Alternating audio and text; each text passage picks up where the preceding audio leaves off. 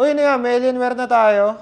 Ay, helmet pala. Thunder Robot. Okay, okay, gets. 911 MT na naka i5 12450H. Tapos 16GB RAM. Okay. Wala tayong unboxing.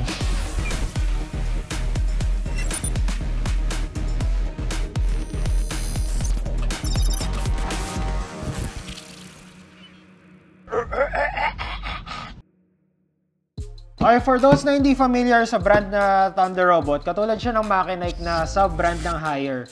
So, established siya in 2014. So, mula sa home appliances, nagbuo rin ng computers and laptops ang Haier with Makinike and Thunder Robot. Tapos, yung Thunder Robot naman is more inclined for gaming. So, ayan. Kung hindi kayo familiar, at least ngayon, alam niyo na legit brand siya. So, mas for gaming yung design ng mga Thunder Robot nilang laptops. Okay, ito may picture ng Transformers, si Optimus Prime. Optimum Prime. Si Optimum Prime! Oh, pati sa loob meron, oh. Okay, maganda yung design niya, fairness. So, para sa hindi ganun kasikat na brand, mukhang good din yung quality ng build niya, oh. Ibay. Bentest. Joke. So, ayan yung kulay niya is medyo metallic na gray. According to them, authentic na kasama yung brand ng Transformers. So, parang siguro collab to. Transformers edition ng kanilang 911 MT. Kasi matagal na rin unit yung 911 MT nila eh. Very mecha yung feel nung laptop na mismo. Maganda rin yung paa niya dito sa ilalim kasi medyo makapal siya. So, pag nilapag niyo siya sa flat surface, siguradong may airflow kayo. Hindi tulad ng iba na pag nilapag mo lang siya ng basta-basta, matatakpan yung ilalim. So, medyo mahina yung airflow. Yun nga lang, syempre, huwag niyo siya papatong sa unan o sa kama. Pag ganun, matatakpan na yung airflow niyo. Pero kung sa flat surface, okay yung clearance niya dito sa paa niya. Okay, so sa keyboard niya naman, sa typing experience, so far okay naman. Hindi ko nababangga yung trackpad niya. So, medyo maganda yung pagkakapwesto ng trackpad niya dun sa keyboard. So, ayan. Medyo nalalakihan lang ako dun sa spacing ng keyboard kasi around 50 mm yata yung spacing niya.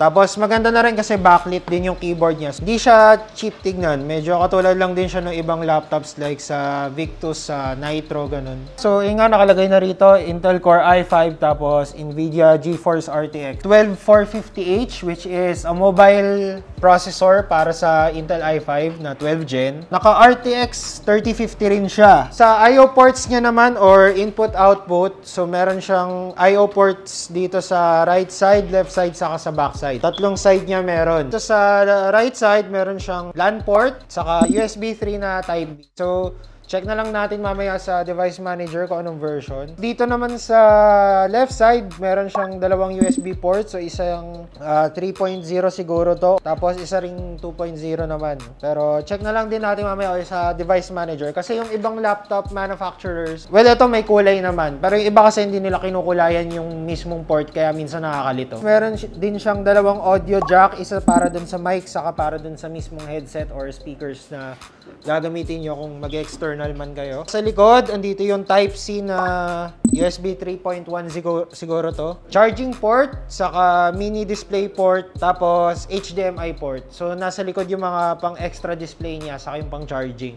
Okay, so yung mismong laptop, wala naman siya masyadong special features. As is lang siya na laptop na for gaming. Ayun lang, may design lang siya ng Transformers. So far, very plain yung laptop na to, pero okay naman yung specs niya. Yung charger naman niya is 150 watts. So, medyo okay lang siya. Hindi siya ganun kabilis, hindi siya ganun kahina rin. Okay, so sa price niya naman, nasa around 46,500 pesos siya. Kasama na dun yung bag, saka gaming mouse yung kasama niya, no?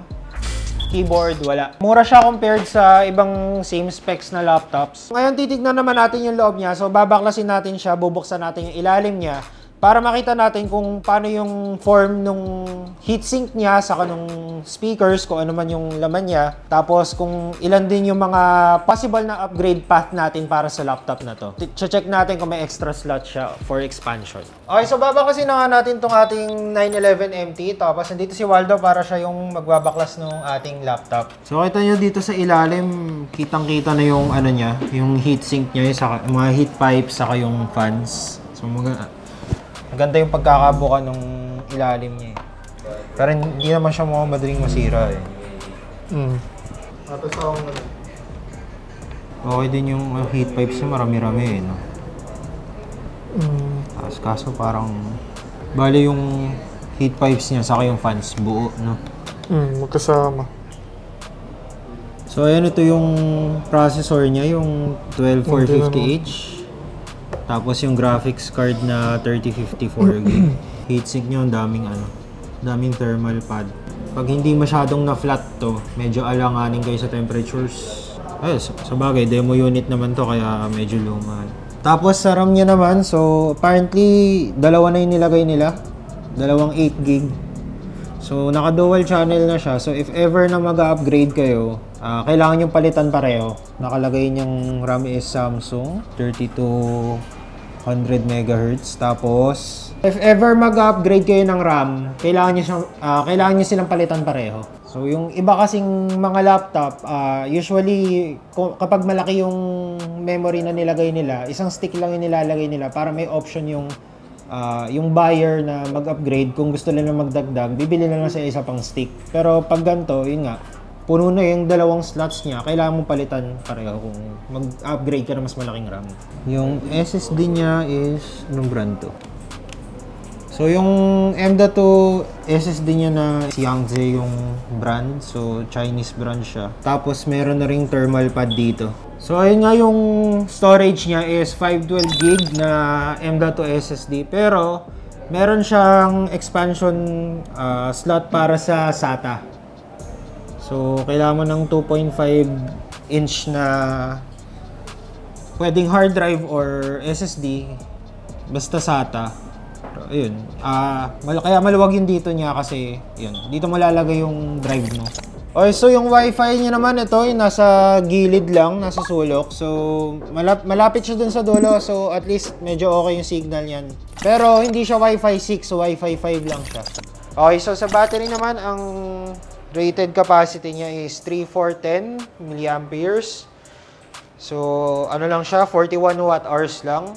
So medyo maliit yung battery niya. So testing naman natin mamaya kung gaano siya katagal pagka ginamit.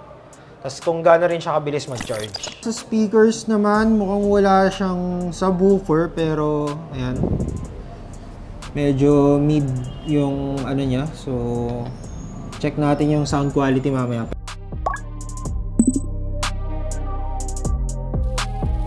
Okay, so nabuksan na nga natin yung ating 911MT. Pag-usapan naman natin yung full specs niya. Ang ating 911MT ay naka 12450H na Intel, which is Intel i5 12th Gen na merong 8 cores and 12 threads. So, bakit hindi doble yung threads niya dun sa cores niya? Kasi meron siyang 4 efficiency cores saka 4 performance cores. So, yung performance cores niya, yun yung mga naka-threading. 8 plus 4, 12 total threads. Base speed niya naman is 2.0 GHz. Kaya pa niya mag-boost ng 4.4 dun sa kanyang performance cores. Ayun, matatesting natin yan mamaya pagka nag-benchmark tayo sa Cinebench. Sa graphics card niya naman, naka 3050 na 4GB siya. So, meron na siyang ray tracing dahil RTX series siya. Meron din siyang 4GB na GDDR6 na VRAM. So maganda yan sa mga high graphics games. Yun nga lang, hindi natin sure kung kakayanin yung 4GB na VRAM sa iba pang games na sobrang bigat sa graphics tulad ng Call of Duty Warzone, pag naka-max settings tayo sa Cyberpunk. So tetest natin siya mamaya. Sa memory naman, naka 16GB siya na dual channel. Nakita naman natin kanina dun sa teardown. 3200 MHz na rin siya. So, DDR4 lang siya. Pero, goods naman yan pagka marami kang apps na nakabukas. Kasi, kadalasan yung mga laptops na gantong price range, yung mga gantong specs, yung mga naka i5 na 3050, madalas 8GB lang yung naka-default nila. So, bibili ka pa ng extra RAM para mag 16. Sa storage naman, naka 512 siya. Medyo lang siya kung mag-i-install kayo ng malaking games. Depende na lang kung ano mga lalaroin nyo. May expansion slot naman siya. Pwede kayo magdagdag ng SSD na storage nyo para sa mga games nyo. Siguro ideal na rin to for editing kasi depende na lang din sa files ng media nyo kung gaano kalaki. Screen nyo naman naka IPS 1080p na siya na 144Hz. Good siya for Full HD gaming. 144Hz, so okay na rin siya para sa mga first person shooter games. Ayun, depende na lang din sa inyo kung mas gusto niyo na mas mataas. For its price, at least naka 144Hz na siya. Sa dimensions naman ng screen niya, yung length niya is 13 and 5/8 inches. Yung taas niya naman is 7 and 3/4 inches. Yung diagonal na sukat niya is 15 and a half inches. Yung hinge angle niya naman, so pag binuksan niyo siya ng todo, nasa 130 degrees. Yung dimension naman ng mismong laptop is, yung length niya nasa around 14 and 1/4 inches. Yung width niya is 9 and a half inches. Yung lapad niya is nasa around 1 and 1/8 inches. Yung diagonal size naman ng mismong laptop nasa around 17 inches. Yung trackpad niya naman nasa around 4 and 3/4 na inches. Lapad nung trackpad niya is nasa around 2 and 7/8 inches. Yung keyboard niya naman, full compact. So, meron na siyang numpad dito sa right side. Kung mas prefer nyo may numpad, ako kasi mas prefer ko yung may numpad kasi madalas pag nag-e-edit ako, pinipindot ko yung enter dito sa right side. Okay, so ngayon testing naman natin yung mismong processor niya, yung i5 na 12 Gen. Titignan natin yung scores niya sa Cinebench. Okay, so nung unang tinesting namin siya sa Cinebench, nasa around 6K lang yung score niya, which is not bad naman. As far as I know, medyo kulang siya para sa 12 Gen na i5. So, chinek ko rin yung hardware monitor ko ano nangyayari. So apparently nagte-thermal throttle siya pagdating sa 88 degrees. So medyo, dahil demo unit lang to at ilang beses na rin siya na testing. So medyo hindi na ganun ka-efficient yung cooling niya. Hindi naman siya maabot ng 90 degrees. Pagdating ng 88 degrees, nagte-thermal throttle na siya. So ang thermal throttling kasi pagka umiinit na yung CPU nyo, nagbababa ng core clocks yung mismong unit nyo. Kaya para lumamig siya, binababa nyo yung core clocks, bumaba na ng 60 degrees yung temperature ng CPU natin, hindi na nagbo-boost uli yung ating core clock. So until matapos yung benchmark sa Cinebench, hindi siya bumabalik sa 4.2, 4.4 GHz. So nagsistay lang siya around 2 GHz. So kaya medyo mababa yung score niya. So inoff ko yung thermal throttling niya. Tingnan uli namin siya sa Cinebench. Una, umabot kami ng 8K, tapos ayun, nakakuha kami ng score na around 9,200. So sa single core naman, ayun, nasa 1,600 points yung nakuha namin sa Cinebench. So far, okay naman siya pagka single core kasi nga hindi na siya nag-thermal throttle. So hindi naman siya ganun kainit pagka single core lang. So ayun nga, nagtaka ako kasi medyo mababa nga yung 6K kaya chinek ko rin yung temperatures niya. So ayun. So, nung naayos naman siya, hindi na siya nagte-thermal throttle, umabot kami ng 9K doon sa multi-core score namin. Pagdating naman sa screen color niya, maganda naman yung kulay niya. If I'm not mistaken, nasa full sRGB. Pagdating naman din sa brightness, nasa around 300 nits siya according to their website. Pero yung nakalagay din kasi sa website nila, lumang model ng 911MT. Pero ayun, I think nasa around 300 nits nga lang din siya kasi hindi naman siya ganun ka-bright din. Well lit naman yung store natin. Malinaw naman siya. Kitang-kita nyo rin yung kulay. Maganda yung kulay niya, kung tutusin. So, yung 300 nits, around nasa 1/3 siya ng brightness ng iPhone 15 Pro Max. So, yung iPhone kasi nasa around 1,000 nits siya. So, ayun, less than 1/3 lang siya ng brightness ng iPhone. Pero hindi nyo naman siya dadalhin sa labas kung sakali. Hindi naman kayo magla-laptop habang naglalakad sa arawan. So, I think okay na siya. Pero, for example, kung nag-outdoor kayo sa coffee shop, ganun, kung medyo maaraw, I think medyo didilim yung yung display niya. Okay, so sa camera niya naman, 720p lang siya. Okay naman siya kung pang lang naman, pang video call lang, pang video chat, ganun, sa meeting, sa mga online class. Medyo malinaw din naman yung sound ng mic niya. So ito yung boses natin sa ating camera, sa mic ng camera natin. Tapos ito naman yung boses natin sa camera ng laptop. So ayan.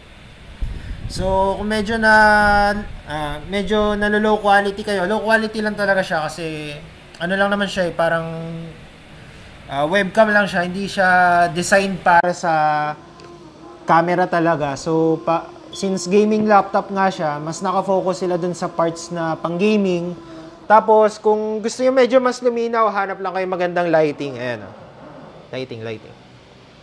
So, ayan, magla-lighting lang tayo konti. So, ayan. Wag lang sobrang lapit, wag ding ano. So, ayan, pwesto lang kayo ng magandang lighting kung gusto nyo medyo mas maganda yung kuha ng camera ng laptop. Pero, so far, okay naman siya. Okay, so check naman natin ngayon yung quality ng speakers niya, kung tama nga ba yung hula natin na hindi siya ganun ka-basic, kahit mukhang malambot naman yung, yung drivers ng speaker niya. Pero, ayan, check natin. Check din natin kung malakas.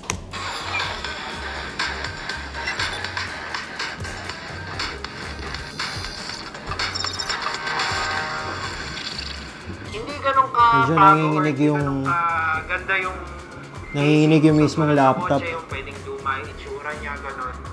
Okay, so far malakas naman yung speakers niya, pero hindi siya ganun kagandang quality. So yun nga, tulad nga nung expected natin, medyo more on mid siya. Hindi rin ganun katulis yung treble niya, pero hindi rin ganun kalalim yung bass niya. So parang nasa gitna lang siya.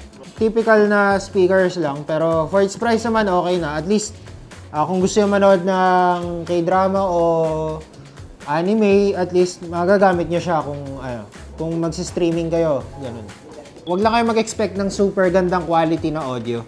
Testing din natin yung graphics niya pagdating sa gaming. Maglalaro tayo ng iba't ibang games, tapos check natin yung mga average FPS, yung mga 1% low, saka yung max FPS na makukuha niya. Depende sa settings ng games. Una namin tinesting is yung Cyberpunk na naka 1080p sa presets na naka ray tracing.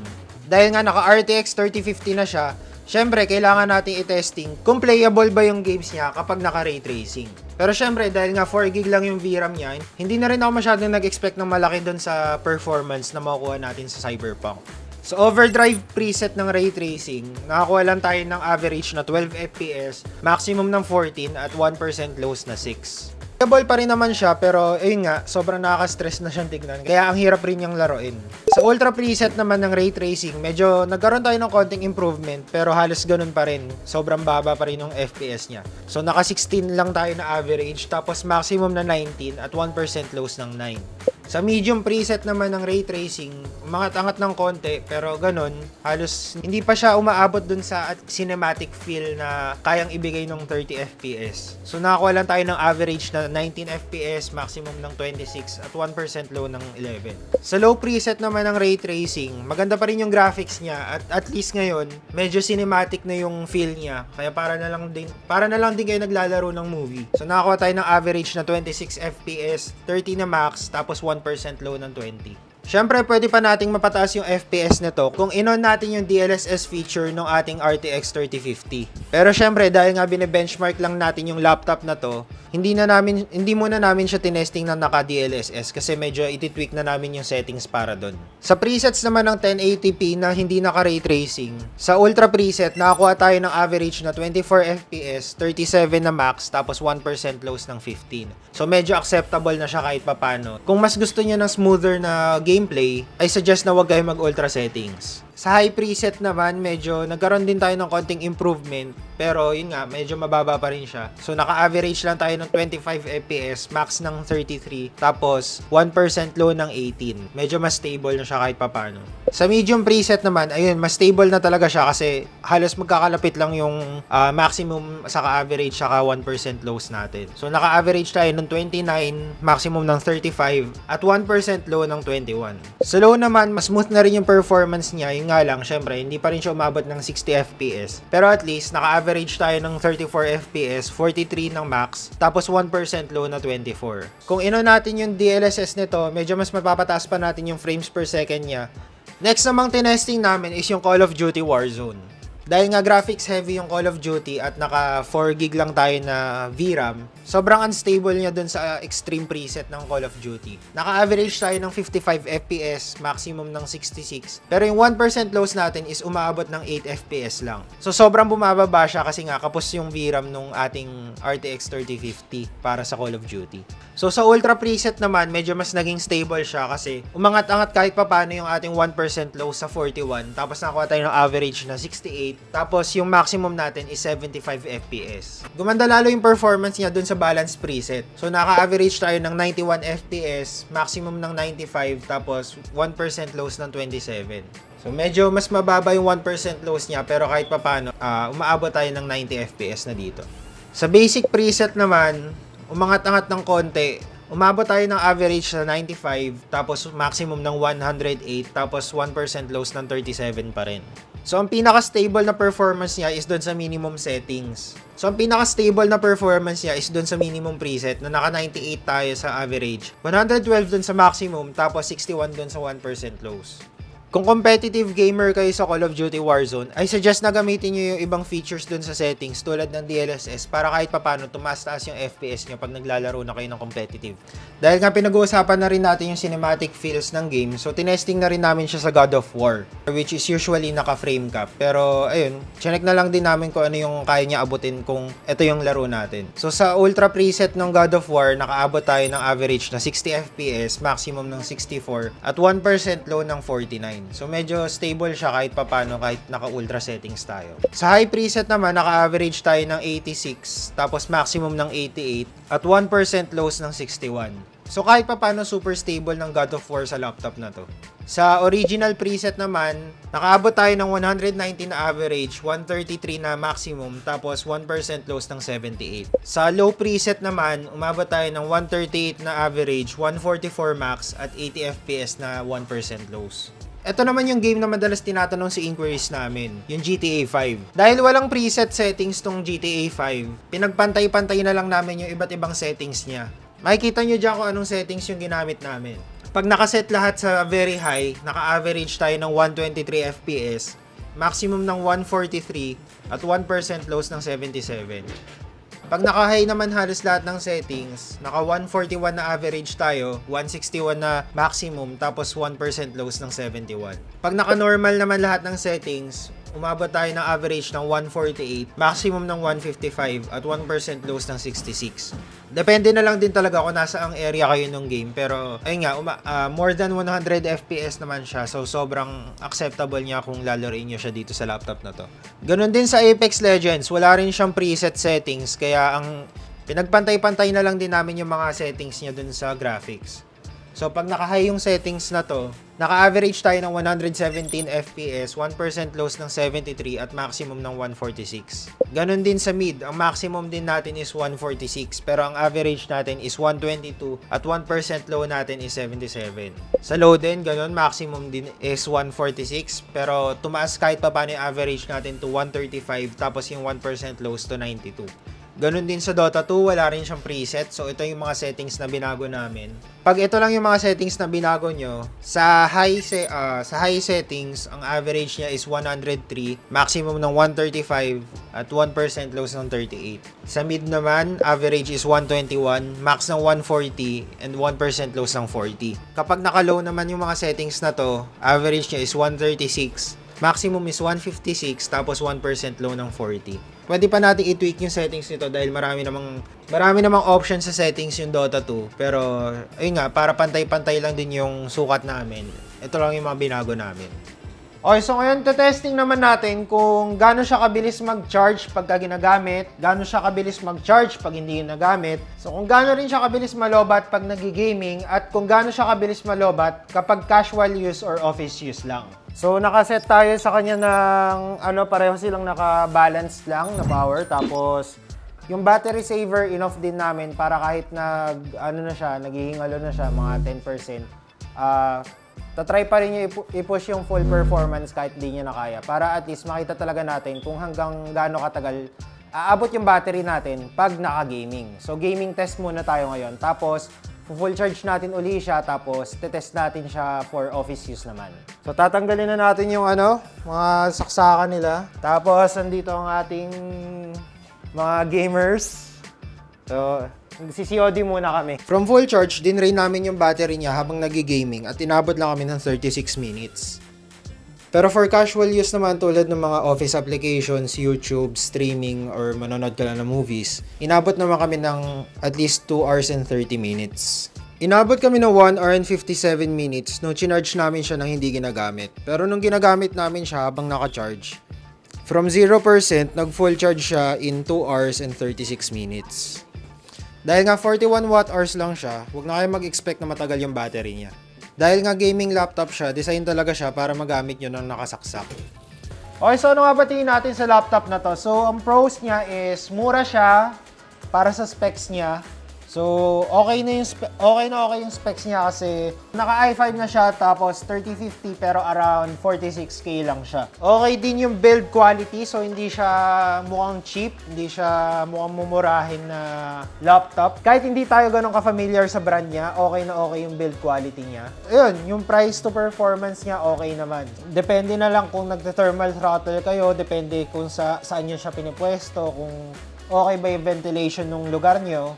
So, ayun, goods naman yung performance niya. And then, maangas din yung design niya kasi nga may Transformers na. So, kung fan kayo ni Optimus Prime, okay na okay siya kasi, ayan, kahit pag nakasara, pagbukas nyo, kitang-kita yung si Optimus Prime. So, sa cons niya naman, para sa akin, super bilis niyang malobat pag gaming. Hindi man lang umabot ng 1 hour pag heavy games yung nilalaro. Pero, ayun, depende na lang din sa paggagamitan nyo. Kasi usually naman pag nag-games kayo, natural na nakasaksak dapat yung laptop nyo. Kasi pag naka-battery lang siya, humihina rin kahit anong laptop yan, kahit mamahaling laptop pa yan, kahit Asus pa yan, MSI or Gigabyte, pagka hindi kayo nakasaksak, pagka hindi naka-plug yung laptop nyo, bumababa talaga performance yan.